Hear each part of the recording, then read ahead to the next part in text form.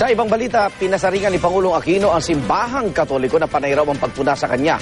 Sagot naman ng simbahan, hindi raw dapat sumama ang loob ng Pangulo kung tutol ito sa ilan sa kanyang mga polisiya. Saksi si Sandra Aguinaldo.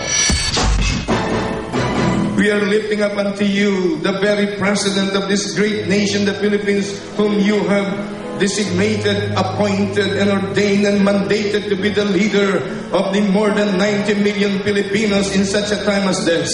Tila taimtim ding nananalangin si Pangulong Aquino habang pinepray over ng mga dumalo sa Asia for Christ Movement Mission Congress sa PICC.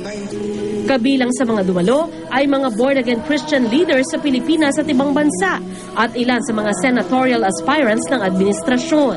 Make him whole, physically, mentally, emotionally, spiritually, O God, in the name of Jesus.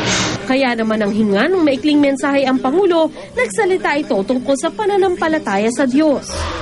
Pero sa lahat ng nangyayari sa ating bansa, araw-araw na siguro unang aamin. Ito ba dahil napakagaling ko? Hindi naman siguro. Ako ba dahil napanigiran na mas magagaling pa sa akin? Kasi nakakatulong yun. Pero maski na magaganda ang plano natin, maski na talagang honest yung ginagawa natin, talagang nagsumikap tayo. Kung di tayo pinagpapala, wala rin nung mangyayari. May pasaring din ang Pangulo sa simbahang Katoliko sa harap ng born-again Christians. Nabagi ako na sa simbahan, bubukas pa lang ang bibig ko, kinikriticize na ako. Siguro sila nagbibigay ng pagkakataon mga patunayan ng Kristiyano. Sagot naman ni retired Archbishop Oscar Cruz, hindi dapat sumama ang loob ng Pangulo kung tutol ang simbahang Katoliko sa ilan sa kanyang mga polisiya. Magsasalita, halimbawa ako, sino man, pagka nakikita namin na ang kanyang mga panukal ay hindi nasang-ayon sa pananampalatayang Kristiyano. At napakayat naman kung ang simbahan ay magiging bingi, pipi at pulag.